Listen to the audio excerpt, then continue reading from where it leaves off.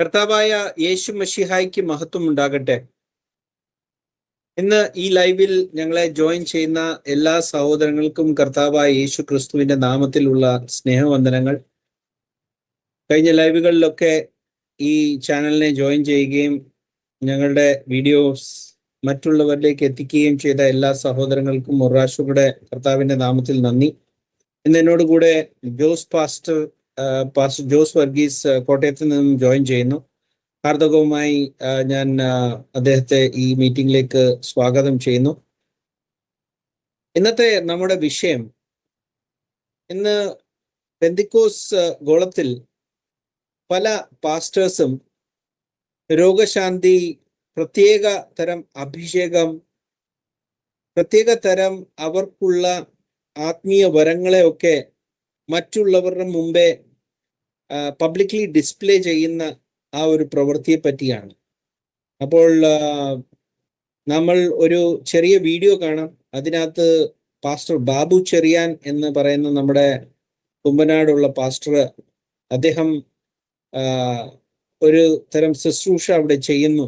അത് കഴിഞ്ഞിട്ട് നമ്മൾ മറ്റു മതസ്ഥരും അങ്ങനത്തെ ശുശ്രൂഷകളൊക്കെ ഈയിടെയായിട്ട് ചെയ്യുന്നതായിട്ട് നമ്മൾ കാണുന്നു. പലതും മിക്കവാറും പെന്തിക്കോസ് സമൂഹത്തിലുള്ള ഇങ്ങനത്തെ ശുശ്രൂഷകളെ കണ്ടിട്ട് മറ്റുള്ള മതങ്ങളും ഇങ്ങനത്തെ ശുശ്രൂഷകളെയൊക്കെ പ്രോത്സാഹിപ്പിക്കുന്നു. അവർക്ക് അവരുടെ മതത്തിന് കുറച്ചുകൂടെ വെയിറ്റ് കൂടാൻ, അല്ലെങ്കിൽ അവരുടെ മതത്തിൽ കൂടുതൽ ആൾക്കാർ വിശ്വസിക്കുവാൻ വേണ്ടി അങ്ങനെയൊക്കെ അവര് വ്യാജമായിട്ട് ചെയ്യുന്നു എന്ന് നമ്മൾ കാണുന്നു.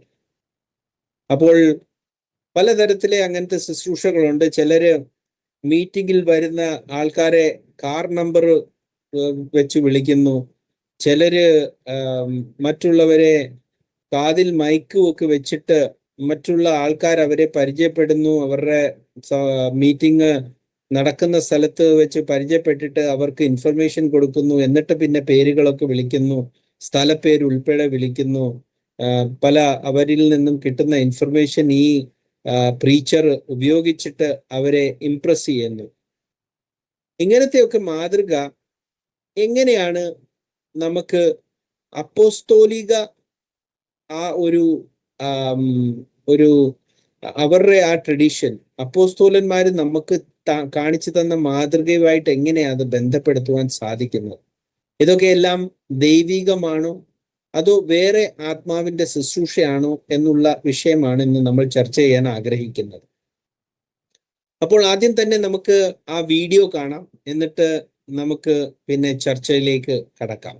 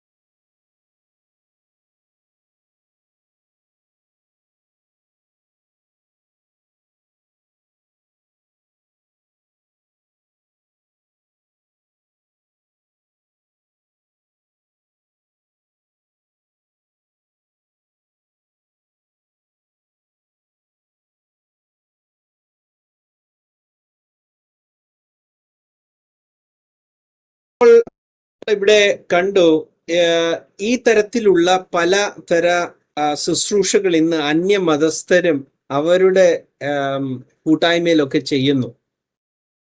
എൻ്റെ ആദ്യത്തെ ചോദ്യം പാസ്റ്റർ ജോസ് വർഗീസിനോടാണ്. എന്താണ് ആത്മാവിന്റെ അഭിഷേകം? ഈ ആത്മാവിന്റെ അഭിഷേകം പുതിയ നിയമത്തിൽ മാത്രമായിരുന്നു ഉള്ളത്, അതോ പഴയ നിയമത്തിലും ഉണ്ടായിരുന്നു? പുതിയ നിയമത്തിൽ ഇങ്ങനത്തെ ശുശ്രൂഷകൾ നമ്മൾ അപ്പോസ്തോലന്മാരുടെ മാതൃകയിൽ കാണുന്നുണ്ടോ എന്നുള്ള ചോദ്യം കൂടെ ഇതോട് കൂടെ ചേർക്കുന്നു. ഇതിനുള്ള ഉത്തരം പറഞ്ഞാലും. Thank you. Thank you Wilson brother. ആദ്യമായിട്ട് ഈ നമ്മുടെ JCNDSD ചാനലിലെ ഒരു പ്രാവശ്യം കൂടി പതിവായി നമ്മൾ ബുധനാഴ്ചകളിൽ മുമ്പും ശനിയാഴ്ചകളിലും നടത്തി വന്നിരുന്ന പ്രോഗ്രാമിനോടനുബന്ധിച്ച് ഒരു പ്രാവശ്യം കൂടി ദൈവവചനത്തെ ആധാരമാക്കിയുള്ള ചർച്ചയിൽ കടന്നു വരാൻ ദൈവം സഹായിച്ചതിനോർത്ത് ദൈവത്തെ സ്തുതിക്കുന്നു. പ്രത്യേകിച്ച് ഇതിലേക്ക് എന്നെ ക്ഷണിച്ചതിന് കർത്താവിന്റെ ദാസനും നന്ദി അറിയിക്കുന്നു.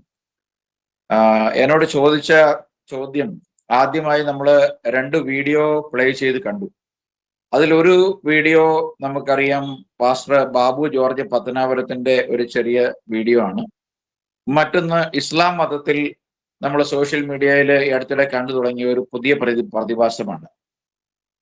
ഒരു കാര്യം വളരെ വ്യക്തമാണ്, ഇസ്ലാമിലുള്ളതും ഇന്ന് ക്രിസ്ത്യാനിറ്റിയിൽ നമ്മൾ പരക്കെ കാണുന്നതുമായ കാര്യങ്ങൾ നമ്മൾ പരിശോധിക്കുമ്പോൾ നമുക്ക് ഏതൊരു കാര്യവും പരിശോധിക്കാനായിട്ട് ലോകത്തിൽ നമുക്ക് അതിൻ്റെതായ പാരാമീറ്റേഴ്സ് ഉണ്ട്. നമുക്കറിയാം, നമ്മളൊരു കുറ്റകൃത്യമാണെങ്കിൽ പോലും അത് പരിശോധിക്കാൻ കണ്ടുപിടിക്കാനുള്ള ശാസ്ത്രീയമായ മെത്തേഡ് നമുക്കറിയാം. ബാലിസ്റ്റിക് ആയിട്ടുണ്ട്, ഫോറൻസിക്, ബാലിസ്റ്റിക്, പിന്നെ നമുക്ക് DNA ടെസ്റ്റുകൾ, അങ്ങനെ ഒരുപാട് സാങ്കേതികമായ ടെസ്റ്റുകൾ നമുക്ക് ഓരോ കാര്യങ്ങൾ സ്ഥിരീകരണത്തിന് വേണ്ടി ലോകം എന്ന് ഉപയോഗിക്കുന്നുണ്ട്. നമ്മൾ ആത്മീയതയിലേക്ക് വരുമ്പോൾ നമുക്ക് ഒരു കാര്യത്തിന്റെ ആധികാരികത മനസ്സിലാക്കാൻ നമുക്ക് ദൈവം നൽകിയിരിക്കുന്ന മാറ്റമില്ലാത്ത ദൈവത്തിന്റെ വചനമാണ്. അത് കേവലം ഏതെങ്കിലും ഒരിടത്ത് നിന്ന് ആർക്കെങ്കിലും വെളിപ്പാടായി ലഭിച്ചു എന്ന് പറയപ്പെട്ടിരിക്കുന്ന ഒരു സ്വർഗത്തിൽ നിന്ന് ഇറക്കി കിട്ടിയ ഒരു മെസ്സേജ് എന്ന് പറഞ്ഞ് ചില പുസ്തകങ്ങൾ നമുക്കറിയാം. ഇസ്ലാമിന്റെ മതത്തെ കുറിച്ച് പറയുന്നത് സ്വർഗത്തിൽ നിന്ന് ഇറക്കി കിട്ടിയെന്നാണ്. അപ്പം അതുപോലെ ലഭിച്ചിട്ടുള്ളൊരു വെളിപ്പാടല്ല വിശുദ്ധ വേദപുസ്തകം. നമുക്കറിയാം, ഏതാണ്ട് 1600 സംവത്സരങ്ങളിൽ 400-ലധികം മനുഷ്യരെ ഉപയോഗിച്ചുകൊണ്ട് ദൈവം നേരിട്ട് ജഡത്തിൽ പ്രത്യക്ഷമായി സംസാരിച്ച് പ്രവർത്തിച്ചതും പ്രവാചകന്മാരിലൂടെ ഭാഗമായിട്ട് വെളിപ്പെടുത്തിയതും അപ്പോസ്തലന്മാരുടെ നടപടിക്രമങ്ങളിലൂടെ ദൈവം സ്ഥിരീകരിച്ചതുമായ ഒരു ദൈവത്തിന്റെ പ്രോഗ്രസീവായിട്ടുള്ള ഇടപെടൽ, മനുഷ്യവർഗത്തോടുള്ള ഇടപെടൽ, മനുഷ്യന്റെ സൃഷ്ടി, വീഴ്ച, വീണ്ടെടുപ്പ് എന്നീ 3 ഘട്ടങ്ങളിൽ പ്രവർത്തിക്കുന്ന ദൈവത്തിന്റെ അസാധാരണമായ പ്രവർത്തികൾ ആലേഖനം ചെയ്യപ്പെട്ടിട്ടുള്ള ഒരു ഗ്രന്ഥമാണ് വിശുദ്ധ വേദപുസ്തകം, അല്ലെങ്കിൽ സത്യവേദപുസ്തകം എന്ന് പറയുന്ന ദൈവത്തിന്റെ വചനം.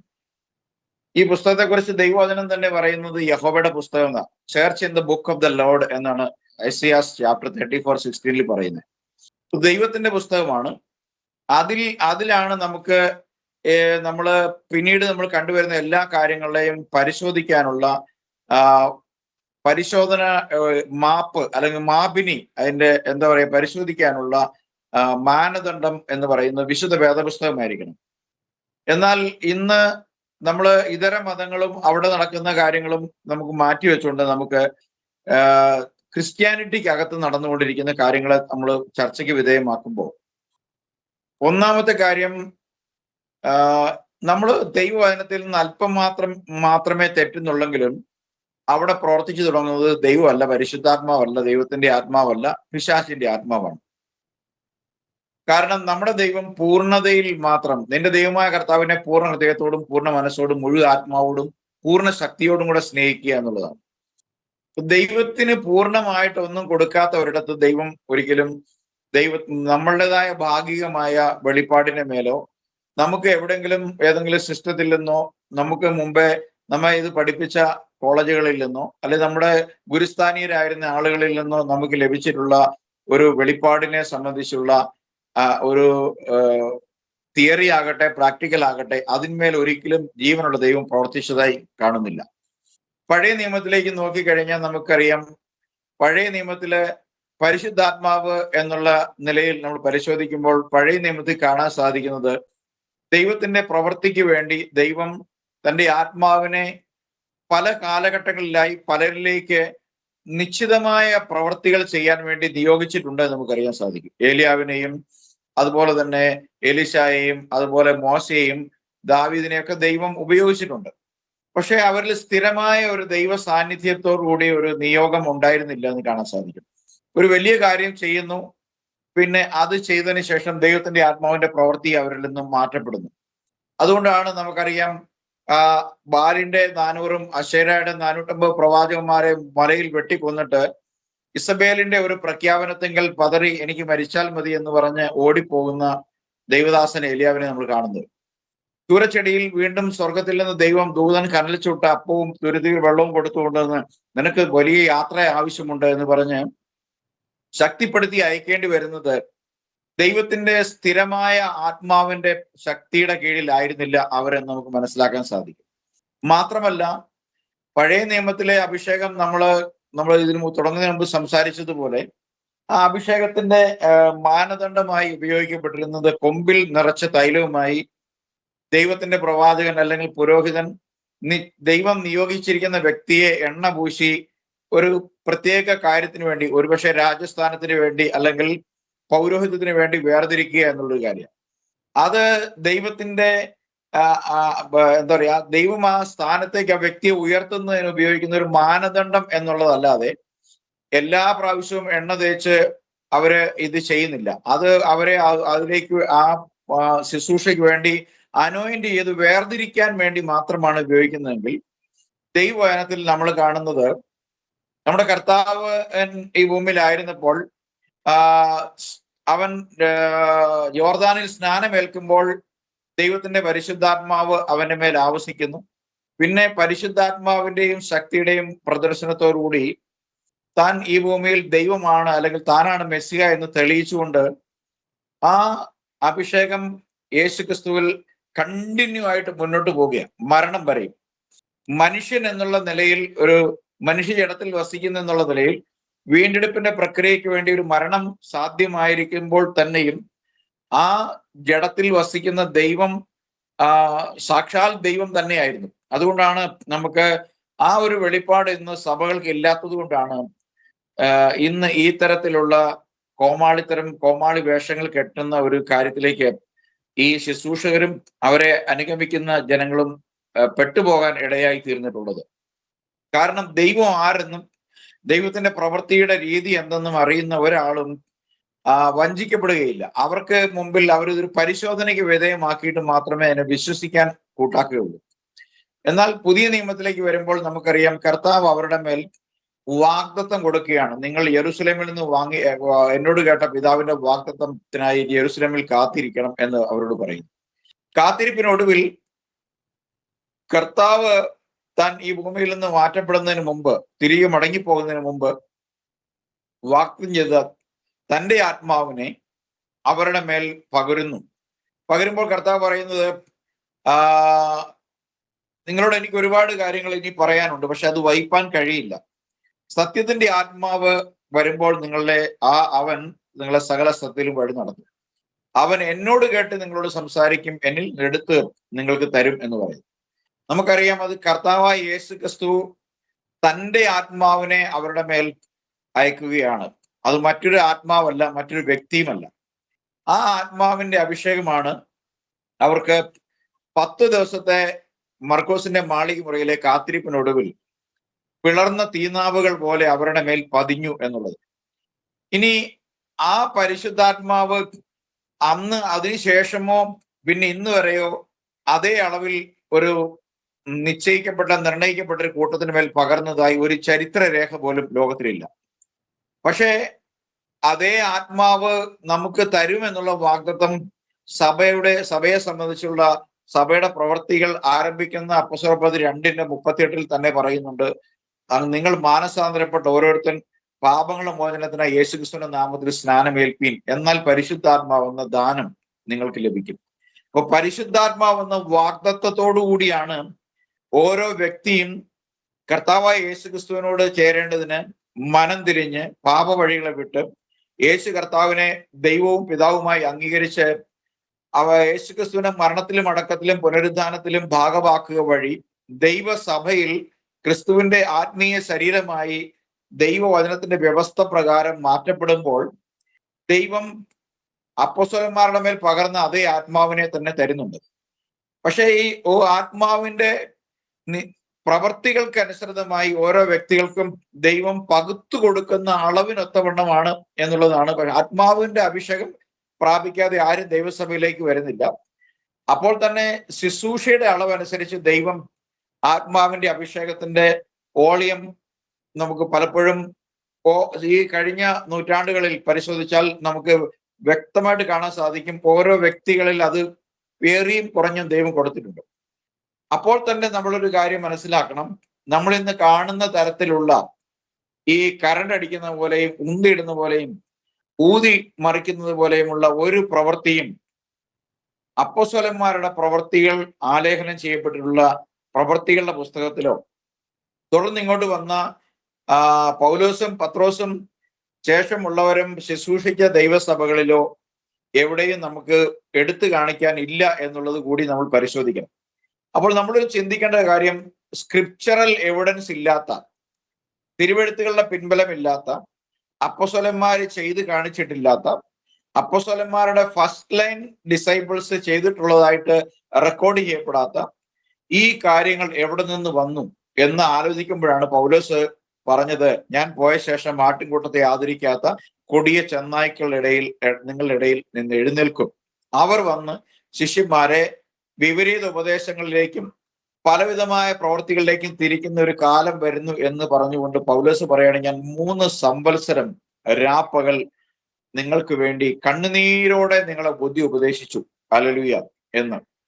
അപ്പം നമ്മളൊരു കാര്യം മനസ്സിലാക്കേണ്ട ഒരു കാര്യം, ഇന്ന് ഈ കാണുന്ന കരണ്ടടിക്കുന്ന പോലെ തെറിച്ചു പോകുന്നതും തള്ളി വീഴ്ത്തുന്നതും ഈ ചടപടപടാന്ന് വായി തോന്നുന്നു പറയുന്നതും പരിശുദ്ധാത്മാവാണെങ്കിൽ, ഒന്നുകിൽ ഇതാണ് പരിശുദ്ധാത്മാവെങ്കിൽ വചനം തെറ്റാണ്, വചനമാണ് ശരിയെങ്കിൽ നിങ്ങൾ പറയുന്ന പരിശുദ്ധാത്മാവിന്റെ പ്രവൃത്തി എന്ന് നിങ്ങൾ ആക്ഷേപിക്കുന്നത് തെറ്റാണ്. കാരണം നിങ്ങൾ പരിശുദ്ധാത്മാവെന്ന് പറഞ്ഞ് ദൈവത്തിന്റെ ആത്മാവിന്റെ പ്രവൃത്തിയെ ഇത്തരം പ്രകടനങ്ങളിലൂടെ, അഭ്യാസ പ്രകടനങ്ങളിലൂടെ അപമാനിക്കുകയാണ്. അത് ഒരിക്കലും പൊറുക്കുന്നതല്ല എന്ന് എഫേസ്യർ 4:30 പറയുകയാണ്. ദൈവത്തിന്റെ ആത്മാവിനെ ദുഃഖിപ്പിക്കരുത് എന്ന് പറയും. അവനാലല്ലോ വീണ്ടെടുക്കുന്ന ആളിനായി നിങ്ങളെ മുദ്രയിട്ടിരിക്കുന്നത്. അപ്പൊ പരിശുദ്ധാത്മാവ് മുദ്രയിട്ടിരിക്കുന്ന കർത്താവായ യേശുക്രിസ്തുവിനോട് ചേരുവാൻ, യേശുക്രിസ്തുവിന്റെ നാമത്തിൽ മാനസാന്തരത്തിനും പാപമോചനത്തിനും വേണ്ടി സ്നാനമേറ്റ് വാഗ്ദത്ത പരിശുദ്ധാത്മാവിനെ പ്രാപിച്ചു വന്നിരിക്കുന്ന നിങ്ങൾ ആരെങ്കിലും ഇത്തരം കപടതയിൽ നിങ്ങൾ വിശ്വസിക്കുന്നുവെങ്കിൽ, നിങ്ങൾ ആദ്യം സ്വീകരിച്ച വിശ്വാസത്തെ അല്ലെങ്കിൽ ദൈവിക വാഗ്ദത്തത്തെ നിങ്ങൾ നിഷേധിക്കുകയും നിങ്ങൾ തെറ്റായ ഒരു ഉപദേശത്തിന് കീഴിലേക്ക് പോയി ദൈവത്തിന്റെ പരിശുദ്ധാത്മാവിനെ ദുഃഖിപ്പിക്കുകയും ചെയ്യുന്ന ഒരു പ്രവണതയാണുള്ളത്. ഇത് നമുക്ക് പരിശോധിക്കാൻ ഞാൻ തുടക്കത്തിൽ പറഞ്ഞതുപോലെ ഈ ഒരു പാരാമീറ്റർ ആണ് നമ്മുടെ മുമ്പിലുള്ളത്. നമ്മുടെ മുമ്പിൽ എല്ലാ ദൈവപ്രവർത്തികളിൽ നിന്ന് നമുക്ക് തോന്നും വിധം മറ്റുള്ളവർ അവതരിപ്പിക്കുന്ന പ്രവർത്തികളെയും വിശദമായി പരിശോധിക്കാൻ നമ്മുടെ മുമ്പിൽ ഒരു ടച്ച് സ്റ്റോൺ ഉണ്ട്, ഒരു ഉരകല്ലുണ്ട്. അത് ദൈവവചനമാണ്. ആ വചനം നമുക്ക് ഉള്ളിടത്തോളം കാലം വചനം മാത്രം പിൻപറ്റി മുന്നോട്ട് പോകുന്നവർക്ക് ഒരിക്കലും ഇതൊരു ഇടർച്ചയ്ക്ക് കാരണമാകുകയില്ല. അല്ലാത്തവരെ സംബന്ധിച്ചിടത്തോളം ഇത്തരം കാര്യങ്ങൾ, ദൈവവചനത്തുമായി ബന്ധമില്ലാത്തവർക്ക് ഇത്തരം കാര്യങ്ങൾ അവരെ തെറ്റിലേക്ക് വീഴ്ത്തുവാൻ സാഹചര്യങ്ങളും സാധ്യതകളുമുണ്ട്. അങ്ങനെ ഉള്ള ഒരുപാട് പ്രവർത്തികൾ വലിയ വലിയ സ്കെയിലിൽ, വലിയൊരു അളവിൽ ഈ ലോകത്ത് നടന്നുകൊണ്ടിരിക്കുന്നുണ്ട്. അവിടെ അത് ഇന്ന് ഇതര മതസ്ഥരും കോപ്പി അടിക്കുന്നുണ്ട്. കേവലം അത് കോപ്പിയടി എന്ന് ചോദിച്ചാൽ കോപ്പിയടി മാത്രമല്ല, അശുദ്ധാത്മാവിന്റെ പ്രവർത്തനമാണ്, ഈവിൾ സ്പിരിറ്റിന്റെ പ്രവർത്തനമാണ് എന്നുകൂടി നമ്മൾ ഈ അവസരത്തിൽ ഓർക്കണം എന്നാണ് ഈ പ്രാരംഭത്തിലുള്ള ചോദ്യത്തിന് മറുപടിയായിട്ട് എനിക്ക് പറയാനുള്ളത്. Thank you pastor. വളരെ നല്ല ഒരു ഉത്തരം. നമ്മൾ പഴയ നിയമത്തിൽ കാണുന്നു, മോശയ്ക്ക് ദൈവം ചില വരങ്ങളെ കൊടുത്ത് ഫറവോന്റെ അടുത്തേക്ക് അയക്കുമ്പോൾ മോശ ചില അത്ഭുതങ്ങളെ ചെയ്യുന്നു.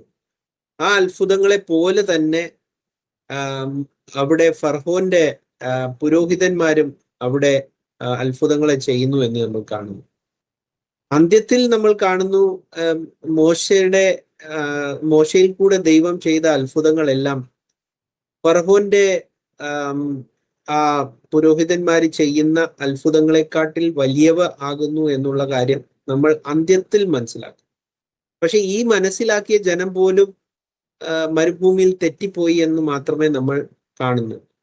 അതുപോലെ പാസ്റ്റർ ജോസ് നമുക്ക് തന്ന വേറൊരു എക്സാമ്പിൾ ആണ് ഏലിയാവിന്റെ സമയത്തുണ്ടായത്. 460 പേര് ഒരു ഭാഗത്തും അവരും അത്ഭുതങ്ങൾ ചെയ്യുന്നു.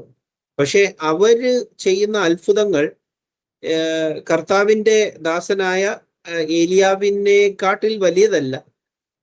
അത് താമസിച്ച് മാത്രമേ ഇസ്രായേൽ ജനത്തിന് മനസ്സിലാകൂ. അപ്പോഴത്തേക്ക് അവരുടെ നാശം വന്നുപോയി. അതുപോലെ നമ്മൾ കാണുന്നു, ഈ പുതിയ നിയമത്തിൽ ഉള്ള വിശ്വാസികൾ ഭൂരിപക്ഷം ഇന്ന് അന്യമതസ്ഥരെ പോലെ അവർക്ക് വേണ്ടത് അവരുടെ ജീവിതത്തിന്റെ ആവശ്യങ്ങൾ മാത്രമാണ്. അല്ലെങ്കിൽ അവർക്ക് എളുപ്പത്തിൽ ഒരു രോഗത്തിൽ നിന്നും വിടുതൽ വേണം. അവർക്ക് കർത്താവിന്റെ ആ പ്രവർത്തനത്തിന്റെ സമയത്തിന് വേണ്ടി വെയിറ്റ് ചെയ്യാൻ അവർ ആഗ്രഹിക്കുന്നു. പിന്നെ നമ്മൾ കാണുന്നു, കർത്താവ് നമ്മളോട് ക്ലിയർ ആയിട്ട് പറയുന്നു, ആദ്യം എൻ്റെ രാജ്യവും നീതിയും അന്വേഷിപ്പിൻ, പിന്നീട് ഇതെല്ലാം നിങ്ങൾക്ക് കിട്ടുന്നതാണ്. എന്തായിരിക്കും കിട്ടുന്നതെന്ന് പറഞ്ഞാൽ ആത്മീയ ഫലങ്ങളെ പറ്റിയാണ് പറയുന്നത്, അല്ലാതെ ഭൗതികമായ അനുഗ്രഹങ്ങളെ പറ്റിയല്ല, ആത്മീയ ഫലങ്ങളെ പറ്റിയാണ് കർത്താവ് പറയുന്നത്. പക്ഷെ ഈ ആത്മീയ ഫലങ്ങൾക്ക് വേണ്ടിയും ഈ ലോകത്തിലുള്ള നടത്തിപ്പിന് വേണ്ടിയും ഈ ലോകത്തിലെ ജനത്തിന് അവർക്ക് നിൽക്കുവാൻ സാധിക്കുന്നില്ല. ഇങ്ങനെ ഒരു സാഹചര്യത്തിൽ നമ്മൾ കാണുന്നു, അന്യമതത്തിലുള്ള ആൾക്കാര് അവരും ഇങ്ങനത്തെ തന്നെ പ്രവൃത്തികൾ ചെയ്യുന്നു. അപ്പോൾ അവരിലും ക്രിസ്തീയ വിശ്വാസത്തിലുമുള്ള വ്യത്യാസം എന്താണ്? നമ്മൾ കാണുന്നു, ഇന്ന് ഒരു ഹിന്ദുത്വയുടെ മൂവ്മെന്റ് ഉണ്ടായപ്പോൾ നൂറുകണക്കിന് കള്ള സാധുക്കള് അല്ലെങ്കിൽ കള്ള യോഗികൾ ഈ ലോകത്തിൽ ഇറങ്ങിയിട്ടുണ്ട്. അവരും പല അത്ഭുതങ്ങൾ ചെയ്യുന്നു എന്ന് നമ്മൾ കാണുന്നു, ക്ലെയിം ചെയ്യുന്നു. കർത്താവിന്റെ ആ അപ്പോസ്തോല പ്രവൃത്തിയുടെ സമയത്ത് നമ്മൾ കാണുന്നു, നിന്റെ നാമത്തിൽ അവർ സൗഖ്യങ്ങൾ നൽകുന്നു, അവർ രോഗശാന്തി നൽകുന്നു, പക്ഷെ അവര് ഞങ്ങളോട് കൂടെ വരുന്നില്ല എന്ന് പറയുന്നു. അപ്പൊ കർത്താവ് പറയുന്നുണ്ട്, അവരെ നിർത്തണ്ട, അവരങ്ങനെ ചെയ്തോട്ടെ എന്ന് പറയുന്നു. എന്റെ നാമത്തിൽ ചെയ്യുന്നത് അവര് ചെയ്തോട്ടെ എന്ന് പറയുന്നു. അപ്പോൾ എങ്ങനെയാണ് ഒരു കൺഫ്യൂസ്ഡ് ആയിട്ടുള്ള ആദിമ ഒരു ബാലശിക്ഷയിൽ നിൽക്കുന്ന ഒരു വിശ്വാസിക്ക് ഇങ്ങനെയുള്ള ചതിയന്മാരെയും കർത്താവിന്റെ ശരിക്കുമുള്ള ദാസന്മാരും തമ്മിൽ എങ്ങനെ അവർക്ക് ആ വ്യത്യാസം അറിയുവാൻ സാധിക്കും എന്നുള്ള ചോദ്യമാണ് അടുത്തതായി ഞാൻ ചോദിക്കാൻ ആഗ്രഹിക്കുന്നത്. വളരെ പ്രസക്തമായ ഒരു ചോദ്യമാണത്. കാരണം ദൈവത്തിന്റെ വചനത്തിൽ നമ്മൾ വായിക്കുന്നത്, തെസ്സലോനിക്ക ലേഖനം 2-ാമത്തെ അധ്യായത്തിൽ പറയുന്നത്, ഹോസ്റ്റ് വിശ്വസിക്കുന്ന വ്യാജത്തിന്റെ വ്യാപാര ശക്തിയുടെ ഒരു ആത്മാവിനെ ദൈവം തെറ്റിപ്പോകുന്ന അനീതി പ്രവർത്തിക്കുന്നതിന് മേൽ അയക്കും എന്ന് ദൈവത്തിന്റെ ഒരു പ്രവചനമുണ്ട്.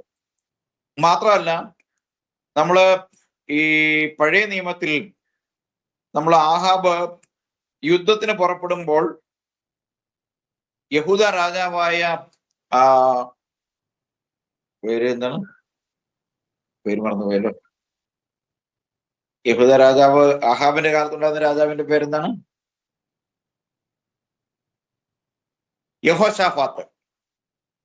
യഹോശാഫാത്തിനെ അദ്ദേഹം യുദ്ധത്തിന്, അരാമ്യ പടയ്ക്കെതിരെ യുദ്ധത്തിന് ക്ഷണിക്കുമ്പോൾ അദ്ദേഹം ചോദിക്കുന്ന ഒരു കാര്യമുണ്ട്, യുദ്ധത്തിന് പോകുന്നതിന് മുമ്പ് ദൈവത്തോട് ആലോചന ചോദിച്ചു എന്ന് ചോദിച്ചു. അപ്പൊ അയാൾ പറഞ്ഞു, ഞാന് അദ്ദേഹത്തിന്റെ മറ്റേ ആഹാബിന്റെ ഭാര്യയെയും അവര് സേവിക്കുന്ന പ്രവാചകന്മാരെ എല്ലാം വിളിച്ച് ആലോചിച്ചപ്പോ അവരെല്ലാം പറഞ്ഞു, പൊക്കോ, യുദ്ധം പോയി വിജയിച്ചു വരാനാണ് പറഞ്ഞേക്കുന്നത്. പക്ഷെ നീ പറഞ്ഞ പ്രകാരം ഇവിടെ ഒരുത്തനുണ്ട്, പക്ഷെ അവനോട് ചോദിച്ചു കഴിഞ്ഞാൽ അവൻ എനിക്ക് ഒരിക്കലും ഗുണമായിട്ടൊന്നും പറയത്തില്ല എന്ന് പറഞ്ഞു. അപ്പൊ അതുകൊണ്ടാണ് അവനെ വിളിക്കാത്തത്. കാരണം ദൈവത്തിന്റെ ആലോചനയ്ക്ക് ദൈവം നിയോഗിച്ച ആളെ വിളിച്ചു കഴിഞ്ഞാൽ നീ പോകണ്ട എന്ന് പറയും. അപ്പൊ പിന്നെ പോകാനുള്ള താല്പര്യം മടുക്കും. അപ്പോ യഹോശാഫാത്തിന്റെ നിർബന്ധത്തിന് വിധേയമായിട്ട് ഒടുവിൽ മിഖ്യാവ് എന്ന് പറയുന്ന അന്നത്തെ പ്രവാചകനെ വിളിച്ചു വരുന്നു. അപ്പൊ മിഖ്യാവ് പറഞ്ഞു, അതായത് നീ പോയി തിരിച്ചു വന്നാൽ ദൈവം എന്നോട് ഒന്നും അരുളി ചെയ്തിട്ടില്ല. അപ്പൊ കണ്ടോ ഞാൻ ഇവനെ വിളിക്കുമ്പോ ഇവൻ ഇത് പറയും എന്നുള്ള കാര്യം ഞാൻ നേരത്തെ പറഞ്ഞതല്ലേ എന്ന്. അപ്പൊ അതുകൊണ്ട് ഞാൻ യുദ്ധം ജയിച്ചു വരുന്നത് വരെ ഇവനെ തടവിൽ പാർപ്പിച്ചിട്ട് നെരുക്കത്തിന്റെ അപ്പവും നെരുക്കത്തിന്റെ വെള്ളവും മാത്രം കൊടുക്കുക, എന്ന് വെച്ചാൽ ചാകാതിരിക്കാനുള്ള മാത്രം ഫീഡ് ചെയ്യാം. ഇവൻ ജീവനോടെ പട്ടിണി കിടന്ന് ഞാൻ ജയിച്ചു വരുന്ന കാണണം. പക്ഷേ ദൈവം എന്ത് ചെയ്തു? വചനം പറയുകയാണ്, യഹോവയുടെ ആത്മാവ് അവരുടെ കള്ള പ്രവാചകന്മാരുടെ മേൽ ആവസിച്ചിട്ട് നീ പോയി ജയിച്ചു വരൂ എന്ന് പറഞ്ഞ് അവരെ ഇവനെ യുദ്ധത്തിൽ കൊണ്ടുപോയി പട്ടുപോകാനിടയാക്കി.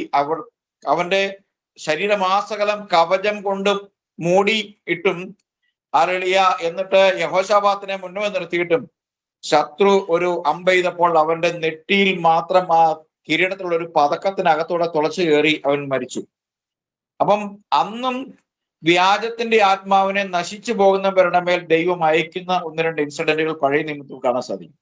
ഇന്നും പുതിയ നിയമത്തിലും തെസ്സലോനിക്കയിൽ പറയാണ്, ഈ വ്യാജം വിശ്വസിക്കുന്ന അല്ലെങ്കിൽ വ്യാജത്തിൽ അഭിരമിക്കുന്ന, ആനന്ദിക്കുന്ന, വ്യാജമായ പേരും പെരുമയും ഉണ്ടാക്കുന്ന, വ്യാജ സൗഖ്യം കൊടുത്ത് പണം സമ്പാദിക്കുന്ന അവരെയൊക്കെയും വിശ്വസിക്കാൻ തിരുവഴുത്ത് നോക്കാതെ ദൈവവചനത്തിൽ ആശ്രയിക്കാതെ ഇരിക്കുന്നവരെ അതിൽ കുടുക്കി നശിപ്പിക്കുന്ന ഒരു വ്യാജത്തിന്റെ ആത്മാവിനെ ദൈവം തന്നെ അയക്കുമെന്നാണ് പറയുന്നത്. അപ്പൊ അങ്ങനെയാണെങ്കിൽ നമ്മൾ തിരുവഴുത്ത് പരിശോധിച്ച് എങ്ങനെ തിരിച്ചറിയാം എന്ന് ചോദിച്ചു കഴിഞ്ഞാൽ ഒരൊറ്റ കാര്യമേ ഉള്ളൂ. കർത്താവിന്റെ ദാസൻ ഓർപ്പിച്ചു, മത്തായി 6:33, മുമ്പേ അവന്റെ രാജ്യവും നീതിയും അന്വേഷിപ്പിൻ, അതോടൊപ്പം ഇതൊക്കെയും നിങ്ങൾക്ക് കിട്ടും. ഹല്ലേലൂയ. ദൈവത്തിന്റെ വചനത്തിൽ നമ്മൾ വായിക്കുമ്പോൾ അവര് തിന്നാനും കുടിക്കാനും ഒക്കെ ഉള്ള കാര്യത്തിന് വേണ്ടി ചോദിക്കുമ്പോഴാണ് കർത്താവ് പറഞ്ഞത്, എന്തുടുക്കും എന്ത് തിന്നും എന്നതിനെ കുറിച്ച് നിങ്ങൾ ആകുലപ്പെടണ്ട എന്ന് പറഞ്ഞിട്ടാണ് പറഞ്ഞത്. നിങ്ങളുടെ എന്റെ സ്വർഗസ്ഥനായ പിതാവ് ഇതൊക്കെ നിങ്ങൾക്ക് തരും. ആദ്യം നിങ്ങൾ ചെയ്യേണ്ടത് എന്താണ്? നിങ്ങൾ ആദ്യം ദൈവത്തിന്റെ രാജ്യം നീതി അന്വേഷിപ്പിൻ, അപ്പോൾ നിങ്ങൾ ഈ ചോദിക്കുന്നതൊക്കെ ബോണസ് ആയിട്ട് നിങ്ങൾക്ക് തരും. ഇന്ന് ബോണസ് ആയി തരാമെന്ന് പറയുന്നത്, ഫ്രീ ആയിട്ട് തരാമെന്ന് പറയുന്നത്, അല്ലെങ്കിൽ നിങ്ങൾ ഇങ്ങനെ ചെയ്താൽ ഇതെല്ലാം നിങ്ങളുടെ നന്മയും കരുണയൊക്കെയും നിങ്ങളുടെ പിന്നാലെ അനുഗമിക്കും. കാരണം നിങ്ങൾ ദൈവത്തിന്റെ രാജ്യവും നീതി അന്വേഷിച്ചാൽ, ദൈവവചനത്തിൽ വസിച്ചാൽ, ദൈവവചനത്തിൽ വസിക്കുന്ന നിമിത്തം ദൈവവചനത്തിൽ ഉള്ള എല്ലാ നന്മയും നിങ്ങൾ അകമ്പടി സേവിക്കും എന്ന് പറയുമ്പോൾ, ഈ അകമ്പടിക്ക് വേണ്ടി മാത്രം ഇന്ന് ആരാധനാലയങ്ങളിൽ പോകുന്ന, ഇത് കൈനീട്ടി വിതരണം ചെയ്യുന്ന ആളുകളുടെ അടുക്കിലേക്ക് പോകുന്നു.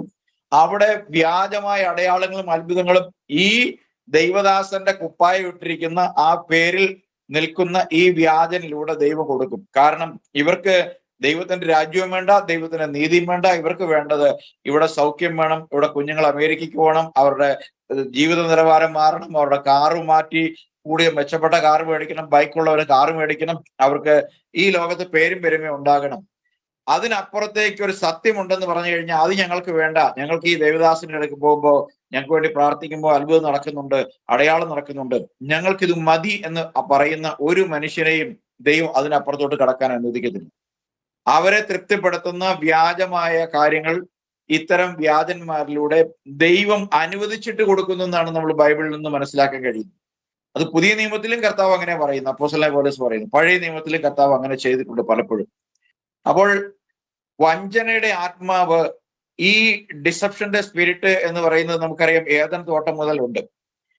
അത് നമുക്ക് ആ സ്പിരിറ്റ് ആയതുകൊണ്ട് തന്നെ നമുക്കറിയാം 6-ാം അധ്യായത്തിലെ ജലപ്രളയത്തിൽ പോലും ആ തലമുറയിലുള്ള മുഴുവൻ ആളുകളും നശിച്ചപ്പോൾ പോലും അതേ സ്പിരിറ്റ് ഈ എന്താ പറയാ, ഈ നോഹയുടെ ആർക്ക് ഓഫ് നോവാസ് ആർക്കിനകത്ത് ഉള്ള നോഹയുടെ മക്കളിലേക്ക് വന്നു. കാരണം അവിടെ ഒരു പാപപരിഹാര യാഗം, ഒരു കംപ്ലീറ്റ് സാക്രിഫൈസിന്റെ യാഗം അവർക്ക് നൽകപ്പെട്ടിട്ടില്ല. മാത്രമല്ല നിഴൽ യാഗങ്ങൾ പോലും ഇല്ല. കാരണം മോശ വരുന്നതിനും വരെയും നിഴൽ യാഗങ്ങൾ പോലും ഇല്ല. അപ്പോൾ ഈ ഒരു സ്പിരിറ്റ്, ഈ സ്പിരിറ്റ് ഓഫ് ഡിസെപ്ഷൻ, ഈ ഡിസീവിങ് സ്പിരിറ്റ് മുന്നോട്ട് പോകുകയാണ്. കർത്താവ് കാൽവരിയിൽ ക്രൂശിൽ മരിക്കുന്നത് വരെയും ഈ സ്പിരിറ്റിന്റെ മേൽ ഉള്ളൊരു അധികാരം പലർക്കും ദൈവം ടെമ്പററി ആയിട്ട് കൊടുത്തിട്ടുണ്ടെങ്കിലും അബ്സല്യൂട്ട് ആയിട്ട് കിട്ടുന്നത് കാൽവരി ക്രൂശിലാണ്. അതും ഏറ്റെടുക്കുന്നവർക്ക് മാത്രമാണ് ലഭിക്കുന്നത്. ഇന്ന് നമുക്കിത് അധികാരത്തോടെ പറയാൻ കഴിയുന്നുണ്ടെങ്കിൽ നമ്മൾ ഈ വഞ്ചനയുടെ ആത്മാവ് ഏതാണെന്നും സത്യത്തിന്റെ ആത്മാവ് ഏതാണെന്നും തിരുവെഴുത്തുകളെ തിരിച്ചറിയേണ്ടതിന് കർത്താവ് നമ്മുടെ ബുദ്ധി തുറന്നത് കൊണ്ട് നമുക്ക് മനസ്സിലാകും. അങ്ങനെ തെറ്റു നടക്കുന്നവരെയും നമുക്ക് മനസ്സിലാക്കാനുള്ള വിവേചനം നമുക്ക് ലഭിച്ചത് ദൈവവചനത്തിന്റെ പരിജ്ഞാനം, ദൈവത്തിന്റെ പരിശുദ്ധാത്മാവ് ദൈവവചനത്തോടുള്ള നമ്മുടെ അനുസരണത്തിൽ നിന്നും നമുക്ക് നൽകിയതാണ്. ഈ അനുസരണം ഇല്ല എങ്കിൽ തെറ്റിപ്പോകും. തീർച്ചയായിട്ടും ആ വ്യാജം ന്യായീകരിക്കാനും അത് ശരിയെന്ന് വിശ്വസിക്കുന്ന ഒരു വ്യാജത്തിന്റെ ആത്മാവ് ഇപ്പോഴും ഉണ്ട്.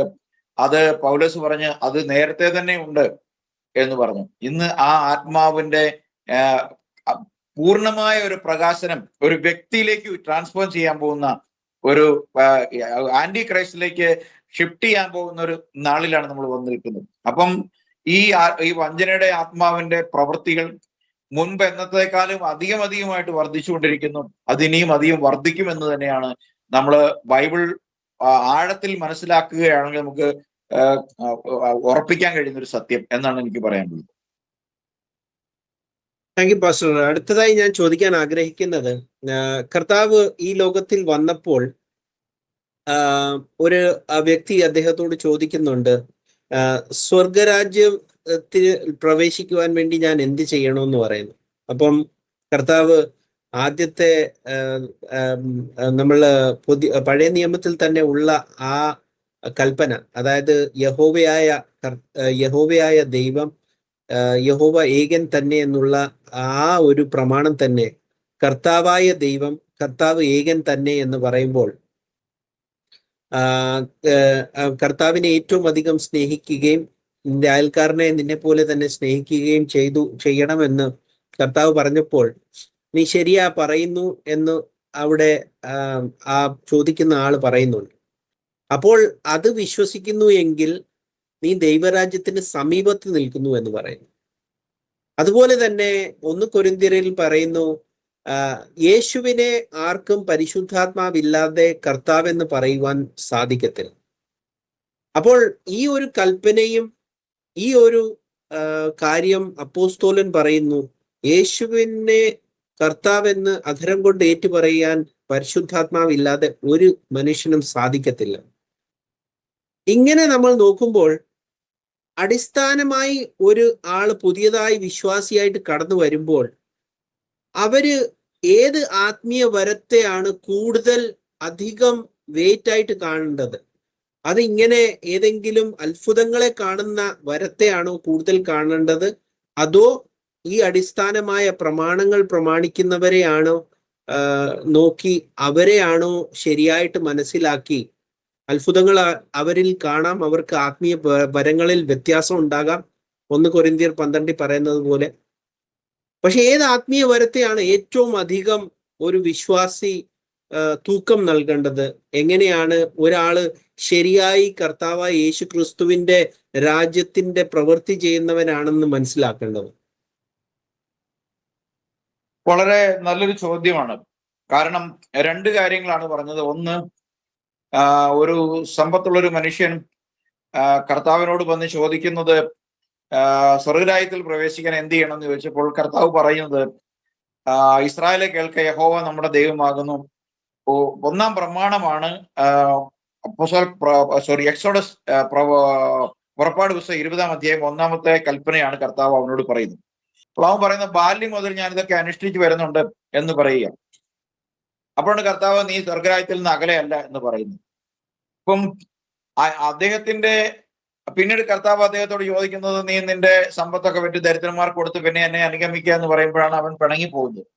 ഞാൻ വിചാരിക്കുന്നത് ബ്രദർ ആ ഒരു ഇൻസിഡന്റ് ആയിരിക്കും മനസ്സിലാക്കിയിരിക്കുന്നത്. രണ്ടാമത്തെ ഒരു ചോദ്യത്തിലേക്ക് വരുമ്പോൾ, നമ്മള് റോമാലേഖനത്തിൽ, കൊരിന്ത്യർ ലേഖനത്തില അല്ലെ പറയുന്നത്, നിന്റെ യേശുവിനെ കർത്താവെന്ന് പരിശുദ്ധാത്മാവിനല്ലാതെ ആർക്കും പറയാൻ കഴിയില്ല. ഈ 2 ചോദ്യങ്ങളും തമ്മിൽ പരസ്പര പൂരകമായ ചോദ്യങ്ങളാണ്. കാരണം ദൈവം ഒരുവനേ ഉള്ളൂ എന്നാണ് പഴയ നിയമവും പുതിയ നിയമവും ഒരുപോലെ പറയുന്നത്. ദൈവത്തിന്റെ അടിസ്ഥാന പ്രമാണമാണ് 1-ാമത്തെ പ്രമാണമായി മോശയ്ക്ക് സീനായി മലയിൽ വെച്ച് ദൈവം 10 പ്രമാണങ്ങൾ കൊടുക്കുന്നതിൽ ഏറ്റവും ഇമ്പോർട്ടന്റ് ആയ പ്രമാണമായിട്ട് നിന്റെ ദൈവമായ കർത്താവ് ഏക കർത്താവ്, ഒരേ ഒരു ദൈവമേ ഉള്ളൂ എന്ന് പറയുന്നു. ഈ അടിസ്ഥാനപരമായ ഉപദേശത്തെ പിന്തുടർന്ന് വന്ന ജനമാണ് ഇസ്രായേൽ എന്ന് നമുക്കറിയാം. അപ്പോൾ തന്നെ അവരുടെ വീണ്ടെടുപ്പുകാരൻ ഉൽപ്പത്തി 3:15 ഈ പ്രമാണം കൊടുക്കുന്നതിന് മുമ്പ് തന്നെ ആദ്യത്തെ പ്രോമിസായി വാഗ്ദത്തമായി കൊടുക്കുന്നത് മെസ്സിഹ പ്രവചനമാണ്. അപ്പോൾ ഈ ദൈവമായ കർത്താവ് അവരുടെ വീണ്ടെടുപ്പുകാരനായി വരുന്നു എന്നുള്ള വാഗ്ദത്തമാണ് കൽപ്പനയ്ക്ക് മുമ്പ് തന്നെ ദൈവം കൊടുക്കുന്നത്. വാഗ്ദത്തം കൊടുത്തതിന് ശേഷം എത്രയോ ഒരുപക്ഷെ 1000 ചിലവാനും വർഷങ്ങൾക്ക് ശേഷമാണ് പ്രമാണം കൊടുക്കുന്നത്. ഈ പ്രമാണം കൊടുക്കുമ്പോൾ ഈ പ്രമാണത്തിലും എന്താണ് അടിസ്ഥാനപരമായ ഉപദേശം? ദൈവം ഏകനാണെന്നുള്ളതാണ്. ആ ഏക ദൈവം മാത്രമേ ഉള്ളൂ. ഇസ്രായേലെ കേൾക്ക, യഹോവ നമ്മുടെ ദൈവമാണ്, യഹോവ ഏകൻ തന്നെ എന്ന് പറയുന്നു. പിന്നീട് നമ്മൾ കാണുന്നത് യെശയ്യാവിൽ 43:10-11 ആണെങ്കിലും, ഞാനല്ലാതെ എനിക്ക് മുമ്പ് ഒരു ദൈവം ഉണ്ടായിട്ടില്ല, എനിക്ക് ശേഷം ഒരു ദൈവം ഉണ്ടാകുകയില്ല, ഞാൻ മാത്രമേ യഹോവയാകുന്നു, മറ്റൊരുത്തനുമില്ല എന്ന് പറയുന്നു. വീണ്ടും 44:6 46:4 25:9 പിന്നീട് ഇങ്ങോട്ട് സക്കറിയ പ്രവചനം 14:9 വരെയുള്ള എല്ലാ പ്രവചനങ്ങളുടെയും ഒരു സീരീസ് പരിശോധിക്കുമ്പോൾ ദൈവം തന്റെ അസ്തിത്വത്തെ ഉറപ്പിച്ചിരിക്കുന്നത് ഏകൻ എന്നുള്ള നിലയിലാണ്. ആ ഒരു ഏക ദൈവത്തിന്റെ ശുശ്രൂഷകനായിരിക്കെ മനുഷ്യനായ യേശു ക്രിസ്തുവിനെ ദൈവമാക്കുന്നു എന്നുള്ളൊരു ഒരു ചാർജിന്റെ പേരിൽ ക്രിസ്തു വിശ്വാസികളെ ഉപദ്രവിക്കുന്ന പൗലോസിന് അതേ ക്രിസ്തു പഴയ നിയമത്തിൽ താൻ സേവിക്കുന്ന യഹോവ താൻ തന്നെയാണ് യേശു ക്രിസ്തു എന്ന് യഹോവ അവനോട് സംസാരിക്കുന്ന നാൾ വരെയും അവൻ എതിർത്തിരുന്ന വിശ്വാസത്തിന് വേണ്ടി പിന്നീട് പോരാടുകയും മരിക്കുകയും ചെയ്തു. ആ പൗലോസ് വന്ന് പറയുകയാണ്, യേശുവിനെ കർത്താവെന്ന് വായ് കൊണ്ട് ഏറ്റു പറയണം. അന്ന് യേശുവിനെ കർത്താവെന്ന് വിശ്വസിക്കുക എന്നല്ലാതെ ആരും സ്വർഗ്ഗരാജ്യത്തിൽ കടക്കത്തില്ല. അപ്പൊ ഇവിടെ പൗലോസ് ഉദ്ദേശിച്ചത് എന്താണ്? പൗലോസിന് ഒരു ദൈവമേ ഉള്ളൂ.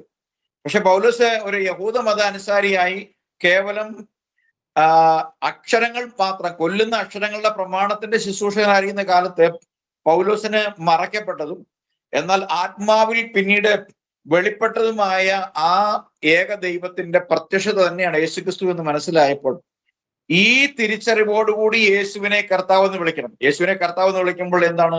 യേശുവിനെ ദൈവമാണെന്ന് പരിശുദ്ധാത്മാവിലെ പറയാൻ കഴിയുള്ളൂ. ഇന്ന് യേശുക്രിസ്തുവിനെ ട്രിനിറ്റിയിൽ ഒരു ദൈവമാണെന്ന് പറയാൻ പരിശുദ്ധാത്മാവിന്റെ ആവശ്യമില്ല. അവിടെ പറയുന്ന ആ തിരുവഴുത്തിന് ഒരു ഇന്റർപ്രിട്ടേഷൻ ഇല്ല, ഒരു വ്യാഖ്യാനമില്ല. അതിപ്പോഴും അവർക്ക് മറഞ്ഞിരിക്കുന്ന അത് മിസ്റ്ററി ആയിട്ടാണ് ഇപ്പോൾ ഇവരെ ഉള്ളർക്കുന്നത്. ഈ ഭൂരിഭാഗം വരുന്ന ക്രിസ്തീയ സമൂഹങ്ങൾക്കുള്ളത് യേശുവിനെ കർത്താവ് എന്ന് പറയാൻ എന്താ കുഴപ്പമുള്ളത്? ആ പറഞ്ഞിരിക്കുന്ന വചനം അങ്ങ് വായിച്ചാൽ മതി. പക്ഷെ അതിനകത്തൊരു അർത്ഥമുണ്ടല്ലോ, അതിനകത്തൊരു അന്തർലീനമായി കിടക്കുന്ന അടിസ്ഥാനപ്പെട്ട് കിടക്കുന്ന ഒരു കാര്യമുണ്ട്. യേശുവാണ് കർത്താവ്, അല്ലെങ്കിൽ യേശുവാണ് ദൈവം എന്ന് പറയാൻ പരിശുദ്ധാത്മാവിലല്ലാതെ ആർക്കും കഴിയില്ല. അപ്പൊ അങ്ങനെ ആ പരിശുദ്ധാത്മാവിനെ ലഭിക്കുന്ന ഒരു വ്യക്തിക്കറിയാം, യേശു ക്രിസ്തു എന്ന് വെച്ചാൽ അവൻ സർവശക്തനായ ഏക സത്യ ദൈവമാണ്. അവനെ സംബന്ധിച്ച് അവൻ സേവിക്കുന്ന ദൈവം സൃഷ്ടിയോടുള്ള ബന്ധത്തിൽ പിതാവാണ്. മനുഷ്യവർഗത്തിന്റെ വീണ്ടെടുപ്പിന് വേണ്ടി മറുവിലയായി കൊടുക്കുന്ന തലത്തിൽ മെസ്സിഹയാണ്, അല്ലെങ്കിൽ പുത്രനാണ്. എന്നാൽ വീണ്ടെടുക്കപ്പെട്ടവരെ തന്റെ സന്നിധിയിൽ ആദാം ഉപേക്ഷിച്ച എസ്റ്റേറ്റിലേക്ക് പുനഃസ്ഥാപിക്കുന്നവരെയും പരിശുദ്ധാത്മാവായി പ്രവർത്തിക്കുന്ന അതേ ഒരു ദൈവം തന്നെയാണെന്ന് പറയണമെങ്കിൽ ഇതേ ആത്മാവിന്റെ വ്യാപാരം അവരിൽ നടക്കണം. അങ്ങനെ നടക്കണമെങ്കിൽ അടിസ്ഥാനപരമായി അവൻ ഏക സത്യ ദൈവമേ ഉള്ളൂ എന്ന് വിശ്വസിക്കാൻ കഴിയും. അപ്പോ ഇത്തരം വിശ്വാസ പ്രമാണത്തിൽ അടിയുറച്ച് വിശ്വസിക്കുന്ന ഒരാൾക്കും ഇത്തരം ആത്മീയ മണ്ഡലത്തിൽ നടക്കുന്ന വഞ്ചനയിൽ കുടുങ്ങിപ്പോകാൻ കഴിയുന്നത് മാത്രമല്ല, ഈ വഞ്ചനയെ അതായത് ആദ്യത്തെ നോട്ടത്തിൽ തന്നെ ഈ വഞ്ചന തിരിച്ചറിയാൻ കഴിയും. എന്നാൽ ബഹുഭൂരിപക്ഷം വരുന്ന ആളുകൾക്ക് ദൈവം ആരെന്നറിയാത്തത് കൊണ്ട് അവർ വഞ്ചിക്കപ്പെടുകയും വഞ്ചിക്കപ്പെട്ടുകൊണ്ടിരിക്കുകയും ചെയ്യുന്നു എന്നുള്ളതാണ് അതിനെ സംബന്ധിച്ച് എനിക്ക് പറയാനുള്ളത്. Thank you pastor. അപ്പം അടുത്ത് നമുക്ക് ഒരു ചോദ്യം കൂടെ ചോദിച്ചിട്ട് ഈ ഒരു വിഷയം നമുക്ക് ഇവിടെ വൈൻഡപ്പ് ചെയ്യാം. നമ്മൾ പെന്തിക്കോസ്ത് സമൂഹത്തിൽ ഇന്ന് കാണുന്ന അവർക്ക് ഉള്ള ഒരു ചാലഞ്ച്, ഒരു കാലത്ത് ഈ എപ്പിസ്കോപ്പൽ സഭയിൽ നിന്നും അവർക്ക് ഒഴുകി പല വിശ്വാസികളും അവിടെ വന്നുകൊണ്ടിരുന്നതിന്റെ സ്ഥലത്ത് ഇന്ന് അവിടുത്തെ രണ്ടാമത്തെയും മൂന്നാമത്തെയും തലമുറകളും അവര് സ്നാനപ്പെടുന്ന ശേഷം അവർക്ക് ആദ്യം തന്നെ സ്നാനപ്പെടുമ്പോൾ തന്നെ അവർക്ക് അന്യഭാഷ ലഭിക്കണം എന്നുള്ള വ്യാജം മുതൽ തുടങ്ങി അവർ പല വ്യാജങ്ങളും ഈ സഭകളിൽ കണ്ടിട്ട് ഈ സഭകളെയൊക്കെ വിട്ട് എപ്പിസ്കോപ്പൽ സഭയിലേക്ക് പോകുന്ന പല വിശ്വാസികളെയും നമ്മൾ കാണുന്നു. അപ്പൊ അതിന്റെ ഒരു ഭാഗമാണോ ഈ പുതിയ പുതിയ വരങ്ങളായിട്ടൊക്കെ ഈ പാസ്റ്റർമാര് ഇറങ്ങുന്നത്? എന്തുകൊണ്ടാണ് ഇവര് ഈ അന്ത്യകാലത്ത് ഇത്രയും വ്യാജം ഇവരിൽ കൂടിക്കൂടി വരുന്നതായിട്ട് നമ്മൾ കാണുന്നത്? പിന്നെ നമ്മൾ കാണുന്നു എപ്പിസ്കോപ്പൽ സഭയിലുള്ള തരത്തിലുള്ള തന്നെ വഴക്കുകളും പ്രോപ്പർട്ടിക്കുള്ള പ്രശ്നങ്ങളും പിന്നെ ഗവൺമെന്റുമായിട്ടുള്ള ബന്ധങ്ങളും ഒക്കെ എല്ലാം പഴയ എപ്പിസ്കോപ്പൽ സഭകൾക്കുള്ള എല്ലാ കാര്യങ്ങളും ഇവരിലും കയറി വരുന്നു. അതിന്റെ ഭാഗമാണോ ഈ പുതിയ ഈ ഒരു കൂടുതൽ ആത്മീയ വരങ്ങളെ ഒക്കെ ടോട്ടൽ പബ്ലിക് ഡിസ്പ്ലേ ആയിട്ട് കാണിക്കുന്ന ഒരു പ്രവണത?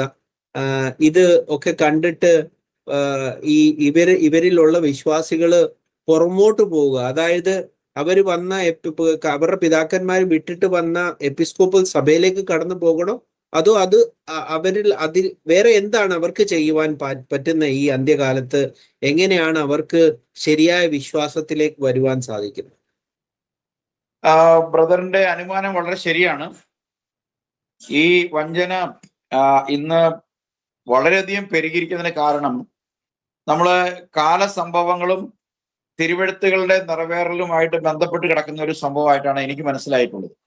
കാരണം ഇന്ന് ഞാൻ മനസ്സിലാക്കുന്നതോളം ഇനി ഒരു തലമുറ കൂടി കർത്താവിന്റെ വരവിന് വേണ്ടി ഉണ്ടാകുകയില്ല എന്നാണ് ഞാൻ മനസ്സിലാക്കുന്നത്.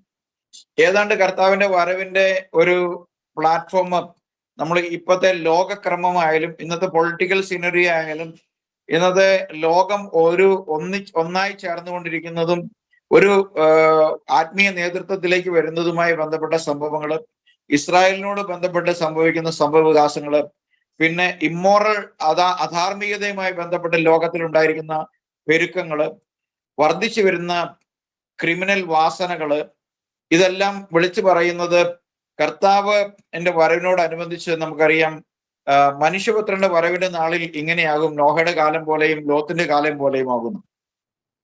അപ്പം ഈ സമയത്ത് പിശാച് അവന്റെ കിങ്ഡം അതിന്റെ എല്ലാ പ്രതാപത്തിലേക്കും വളർത്താൻ വേണ്ടി ഈ തെറ്റി നടക്കുന്ന ആളുകളെയാണ് ഉപയോഗിക്കുന്നത്. നമുക്കറിയാം പിശാചിനെ അവന്റെ കിങ്ഡം ഉണ്ടാക്കാൻ വേണ്ടി ഇവിടുത്തെ ഹിന്ദുവിനെ അടയാളങ്ങൾ കാണിച്ചു നിർത്തേണ്ട ആവശ്യമില്ല, മുസ്ലിമിനെ അടയാളം കാണിച്ചു നിർത്തേണ്ട ആവശ്യമില്ല. നമുക്കറിയാം എപ്പോഴും പിശാചിന്റെ എതിരെ നിൽക്കുന്നത് ക്രിസ്തു മാർഗികളായിട്ടുള്ള ആളുകളാണ്. അവരെ വ്യാജമായ അടയാളങ്ങളെ കൂടുതൽ കാണിക്കുക, പറ്റുമെങ്കിൽ ഇതര സമുദായക്കാരെ കൂടെ അതിലേക്ക് കൊണ്ടുവരിക. അങ്ങനെ ഈ വഞ്ചന ഇന്ന് അധികം പെരുകിയിരിക്കുന്ന ഒരു സാഹചര്യത്തിലാണ് ബുദ്ധിപൂർവ്വം, അതായത് അതിനകത്ത് കുറച്ച് ബുദ്ധിപൂർവ്വം ചിന്തിക്കുന്ന ആളുകൾ ഇത് വ്യാജമാണ്, ഇത് കാപട്യമാണെന്ന് ചിന്തിക്കുന്നതിന്റെ പേരിൽ അവിടം വിട്ട് എപ്പിസ്കോപ്പൽ സഭകളിലേക്ക് മടങ്ങി പോകുന്ന ഒരു പ്രവണതയും നമ്മൾ കാണുന്നുണ്ട്. അതാണ് ഞാൻ പറഞ്ഞത്, ചിന്തിക്കുന്ന കാര്യം അനുമാനിക്കുന്നത് ഏതാണ്ട് ഏറെക്കുറെ ശരിയാണ്. പക്ഷെ അവർ ഇവിടെ നിന്നാലും തിരിച്ച് എപ്പിസ്കോപ്പൽ സംവിധാനത്തിലേക്ക് പോയാലും അല്ലെങ്കിൽ തിരിച്ച് അവർ മുമ്പുണ്ടായിരുന്ന മതങ്ങളിലേക്ക് ഒരു ഗർവാപ്പസി എന്നുള്ള നിലയിലേക്ക് പോയാലും അവരിനി ഒരു എത്തിസ്റ്റായിട്ട് നിന്നാലും എല്ലാം ഈ വിവിധ ബ്ലോക്കുകളിൽ ഒരു കോയലിഷൻ ഗവൺമെന്റ് പോലെ ഇതിനെ കൺട്രോൾ ചെയ്ത് നയിക്കുന്നത് പിശാച് തന്നെയാണ്. അപ്പോഴും നമുക്കറിയാം എതിരായിട്ട് ഒരു കാര്യം മാത്രമേ ഉണ്ടാവുള്ളൂ, യേശു ക്രിസ്തുവിന്റെ നിർമ്മലമായ സത്യസഭ. അതിനെ ആണ് കർത്താവ് പറഞ്ഞ പാതാള ഗോപുരങ്ങൾ അതിനെ ജയിക്കയില്ല. കാരണം അതിനെ ഒരു എന്താ പറയാ, അതിനൊരു നമ്മുടെ ശരീരത്തെ മുഴുവൻ ജീവനോടെ നടത്തുന്ന ഒരു സ്പൈനൽ കോഡ്, നമ്മുടെ കാലുകൾ മുതൽ തല വരെയുള്ള നമ്മുടെ ശരീരത്തിന്റെ മുഴുവൻ പ്രവൃത്തികളെ നിയന്ത്രിക്കുന്ന വളരെ നാരോ ആയിട്ടുള്ള വളരെ തിന്നായിട്ടുള്ള ഒരു സാധനം നമ്മളെ കണക്ട് ചെയ്ത് നിർത്തിയിരിക്കുന്ന പോലെ തന്നെ ആ അപ്പസ്തോലികമായ ഉപദേശത്തിന്റെ അടിസ്ഥാനത്തിൽ അവസാനത്തെ വീണ്ടെടുക്കപ്പെടുന്ന ദൈവവചനത്തെയും കണക്ട് ചെയ്ത് പ്രവർത്തിക്കുന്ന ക്രിസ്തുവിന്റെ ജീവൻ വഹിക്കുന്ന ഒരു സ്പൈനൽ കോഡിന്റെ മാതൃകയിൽ വഹിക്കുന്ന ദൈവവചനത്തിൽ ഉള്ള പരിശുദ്ധാത്മാവിന്റെ കൃപയാൽ ചേർത്ത് നടത്തുന്ന ഒരു ചെറിയ സമൂഹം ഉണ്ടായിരിക്കും. കാരണം ഇല്ല എങ്കിൽ പൗലോസ് ഒടുവിൽ വരുന്ന ഒരു ശേഷിപ്പിനെ കുറിച്ച് പറയില്ല, കാഹളം ധ്വനിക്കുമെന്ന് പറയേണ്ട ആവശ്യമില്ല, അന്നേ കാഹളം ധ്വനിച്ചാൽ മതിയായിരുന്നു. അപ്പം ഈ കാലഘട്ടങ്ങളിലൂടെ മറുഭാഗത്തെ ഒരു ഐക്യതയുടെ കാലങ്ങളും അതിന്റെ ലക്ഷണങ്ങളും വർദ്ധിച്ചു വരുമ്പോൾ ഏറിയും കുറഞ്ഞും ദുരുപദേശങ്ങളെല്ലാം ഒരു കുടക്കീഴിലേക്ക് അണിചേരുമ്പോൾ അതിനോട് സന്ധി ചെയ്യാതെ നിൽക്കാൻ കഴിയുന്ന ഒരു വിഭാഗം ഉണ്ടെങ്കിൽ അത് നമ്മളുടെ മിടുക്കല്ല. ആ സ്പൈനൽ കോഡിലൂടെ വ്യാപരിക്കുന്ന ആ ജീവൻ നമ്മുടെ തലച്ചോറ് മുതൽ നമ്മുടെ ഓർഗനുകളെ പ്രവർത്തിപ്പിക്കുന്ന എങ്ങനെ വ്യാപരിക്കുന്നു അതേപോലെ നമ്മിൽ വ്യാപരിപ്പിക്കുന്ന പരിശുദ്ധാത്മാവിന്റെ ശക്തിയാണ്. അത് ഈ ലോകത്തിന്റെ നന്മയുടെയോ അല്ലെങ്കിൽ ഈ ലോകത്ത് കിട്ടുന്ന ഭൗതികമായ എന്തെങ്കിലും നേട്ടങ്ങളുടെയോ അടിസ്ഥാനത്തിൽ അവർക്ക് പോകാൻ കഴിയില്ല. കാരണം അവർ അതിനുവേണ്ടി പ്രീഡെസ്റ്റിനേറ്റ് ചെയ്തിരിക്കുന്നതുകൊണ്ടാണ്. അപ്പൊ ആ തരത്തിൽ നമുക്ക് സന്തോഷിക്കാം. കാരണം അനേകര് മടങ്ങിപ്പോയാലും അനേകർ അതിൽ നിന്ന് മാറി തിരിച്ചു പോയാലും പിശാചിനെ സംബന്ധിച്ച് അവരെല്ലാവരും അവന്റെ കസ്റ്റഡിയിൽ തന്നെയാണ് എന്നുള്ള കാര്യമാണ് ഞാൻ എൻ്റെ ഒരു നിരീക്ഷണത്തിൽ മനസ്സിലാക്കാൻ കഴിയുന്നത്. Thank you pastor. അപ്പം നമ്മൾ ഇന്ന് കേട്ടു, ഏത് രീതിയിൽ നമ്മൾ നോക്കുമ്പോഴും കർത്താവിൽ നമ്മൾ ആയിരിക്കണം എന്നുള്ള ആ ഒരു അടിസ്ഥാന മെസ്സേജാണ്. സ്വർഗരാജ്യം ആദ്യം അന്വേഷിക്കുക, എന്നാൽ ഇതെല്ലാം നിങ്ങൾക്ക് ലഭിക്കും. പക്ഷെ അന്യമതസ്ഥരെ പോലെ അത്ഭുതങ്ങളിലും അടയാളങ്ങളിലും ജീവിതത്തിന്റെ ആവശ്യങ്ങളെയും മാത്രം നോക്കി നിങ്ങൾ കടന്നു പോവുകയാണെങ്കിൽ ഇങ്ങനെ നിങ്ങൾക്ക് ഉള്ള വ്യാജ പാസ്റ്റർമാരും വ്യാജ പുരോഹിതന്മാരും വ്യാജമായി ഉള്ള മതത്തിലുള്ള ബാബമാരും അല്ലെങ്കിൽ ഹാജിമാരും ഒക്കെ അവരുടെ ഇടയ്ക്ക് കടന്നു പോകുവാനേ നിങ്ങൾക്ക് സാധിക്കത്തുള്ളൂ. എല്ലാ മതത്തിലും അത്ഭുതങ്ങളുണ്ട്. എല്ലാ മതങ്ങളും അവരുടെ പല വ്യാജതരമായ അത്ഭുതങ്ങളെ സൃഷ്ടിക്കുന്ന രീതിയിലുള്ള ആ ഒരു ചതി എല്ലായിടത്തും സാത്താൻ ഒരുക്കിയിട്ടുണ്ടെന്നുള്ളത് സത്യമാണ്. പക്ഷേ നമുക്ക് വചനം നമ്മളോട് പറയുന്നു, ഈ സത്യനമസ്കാരികൾ പിതാവിനെ നമസ്കരിക്കുന്ന കാലം വന്നിരിക്കുന്നു എന്ന് കർത്താവായ യേശു ക്രിസ്തു പറയുന്നു. അപ്പോൾ പിതാവ് ആരെന്ന് അറിയുക, പിതാവ് ഏക സത്യദൈവമായ നിന്നെയും നീ അയച്ച എന്നെയും അറിയുന്നതാകുന്നു നിത്യജീവൻ എന്ന് കർത്താവ് പറയുന്നു. അപ്പോൾ നിത്യജീവൻ എന്താകുന്നു എന്ന് പിന്നെ 1 യോഹന്നാൻ രേഖപ്പെടുത്തുന്നു. അവൻ തന്നെ സത്യദൈവവും നിത്യജീവനുമാകുന്നു. അപ്പോൾ വന്നവൻ തന്നെയാണ് അയച്ചവനും വരുവാനിരുന്നവൻ തന്നെയാണ് വന്നതും ഇനി വരുവാനിരിക്കുന്നതും എന്ന് അറിയുന്നതാണ് നിത്യജീവൻ. ആ നിത്യജീവൻ പ്രാപിച്ചില്ല എങ്കിൽ നിങ്ങൾ ഏത് മതസ്ഥരായി ലോകത്തിൽ നടന്നാലും, എത്ര ഭക്തി നിങ്ങൾ പ്രദർശിപ്പിച്ചാലും, എത്ര ലോകത്തിലെ ആവശ്യങ്ങൾ നിങ്ങൾക്ക് ലഭിച്ചാലും, ഇത് നമ്മൾ കാണുന്നു. പല കേരളത്തിലെ വലിയ ഇൻഡസ്ട്രിയലിസ്റ്റ്മാര് ആത്മഹത്യ ചെയ്യുന്നു. അവർ ജീവിതത്തിൽ അങ്ങേയറ്റത്തെ ധനവും മാനവും ഈ ലോകത്തിലെ ആവശ്യങ്ങളും നേടിയവരായിരുന്നു. പക്ഷെ ഒരു ചെറിയ പ്രശ്നം അവരുടെ ജീവിതത്തിൽ വന്നപ്പോൾ അവർക്ക് അതിനെ താങ്ങി നിൽക്കുവാനുള്ള ആത്മീയ കൃപ അവർക്ക് ലഭിച്ചിട്ടില്ല എന്നുള്ളതാണ് ഇന്ന് നമ്മൾ കാണുന്ന സത്യം. അങ്ങനെ ഇരിക്കെ ദൈവരാജ്യവും ദൈവരാജ്യത്തിന്റെ നീതിയും അന്വേഷിക്കുന്നതാണ് ഏറ്റവും വലിയ സമാധാനവും സന്തോഷവും. ഈ സമയത്ത് അത് നിങ്ങൾ പ്രാപിച്ചില്ല എങ്കിൽ ഇങ്ങനെയുള്ള വ്യാജന്മാരുടെ പുറകെ പോയാൽ നിങ്ങളും ആ ഒരു വഴിയിലേക്ക് കടന്നു പോകും എന്നുള്ള കാര്യത്തിൽ ഒരു സംശയവുമില്ല. അപ്പോൾ സത്യത്തെ അറിവീൻ.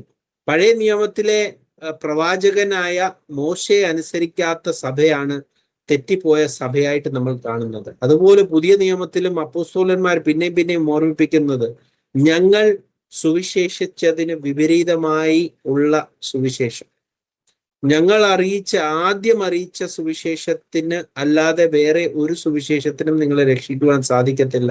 ഞങ്ങൾ പോയ ശേഷം കൊടിയ ചതിയന്മാർ കടന്നു വരും. ഇതെല്ലാം പറഞ്ഞ് അവർ നമ്മളെ ഓർമ്മിപ്പിക്കുന്നത് ഒന്ന് മാത്രമേ ഉള്ളൂ. അവരാദ്യം കർത്താവിന്റെ കൃപയാൽ, കർത്താവിന്റെ പരിശുദ്ധാത്മാവിന്റെ പ്രവൃത്തിയാൽ, കർത്താവ് അവരെ 40 ദിവസം മലയിൽ ഒരുക്കിയ ശേഷം അവരെ വിട്ടയച്ചപ്പോൾ, കർത്താവ് അവരുടെ കൂടെ പ്രവർത്തിച്ചപ്പോൾ ആ പുറപ്പെട്ട സുവിശേഷത്തിൽ നിങ്ങൾ വന്നില്ല എങ്കിൽ നിങ്ങൾ നശിച്ചു പോകും. അത്ഭുതങ്ങൾ നിങ്ങൾക്ക് സ്വർഗരാജ്യത്തിൽ വരുന്നവർക്കും കിട്ടുന്നുണ്ട്, സ്വർഗരാജ്യത്തിൽ വരാത്തവർക്കും കിട്ടുന്നുണ്ട്. പക്ഷെ സ്വർഗരാജ്യത്തിൽ വന്ന് ഈ അത്ഭുതങ്ങളെ പ്രാപിക്കുന്നവർ ചിലപ്പോൾ അവർക്ക് പ്രാപിക്കാം, ചിലപ്പോൾ അവർക്ക് പ്രാപിക്കാതിരിക്കാം. പൗലോസ് പറയുന്നുണ്ട്, എനിക്ക് വലിയൊരു ഒരു കുന്തം എൻ്റെ പുറത്തിരിക്കുന്നു എന്ന് പറയുന്നു. അപ്പോൾ വേദനകളും പ്രയാസങ്ങളും ദുഃഖങ്ങളും ദുരിതങ്ങളും എല്ലാ വിശ്വാസികൾക്കും ഉണ്ട്. എല്ലാ ആവശ്യങ്ങളും ഉള്ള വിശ്വാസികൾ തന്നെയാണ്. പക്ഷെ അവരുടെ ആവശ്യങ്ങളെ നിറവേറ്റുന്നത് സ്വർഗത്തിലെ കർത്താവായ ദൈവം. അപ്പോൾ ആ ദൈവം, ഏക സത്യ ദൈവത്തിൽ ആശ്രയിച്ചുകൊണ്ട് ജീവിക്കുക എന്നുള്ളതാണ് ഒരു വിശ്വാസിക്ക് ചെയ്യുവാൻ പറ്റുന്ന ഏറ്റവും വലിയ കാര്യം. അങ്ങനെ ഉള്ളപ്പോൾ നിങ്ങൾക്ക് ഒരിക്കലും ഈ ലോകത്തിലെ മനുഷ്യരായ ജഡീകന്മാരായ ഇങ്ങനത്തെ കള്ളപ്രവാചകന്മാരുടെ പുറകെ പോകേണ്ട ആവശ്യം വരത്തില്ല. ദൈവം നിങ്ങളെ ഈ മെസ്സേജിൽ കൂടെ അതിനായി ഉറപ്പിക്കട്ടെ, പ്രബോധിപ്പിക്കട്ടെ എന്ന് പ്രാർത്ഥിച്ചുകൊണ്ട് ഈ ലൈവ് ഇവിടെ ഞങ്ങൾ നിർത്തുന്നു. ദൈവം ഏവരെയും അനുഗ്രഹിക്കട്ടെ. കർത്താവിന് സകല മഹത്വവും ഈ സമയത്ത് നൽകുന്നു. പാസ്റ്റർ ജോസിനെ ഈ സമയത്ത് നന്ദി അറിയിക്കുന്നു. Thank you.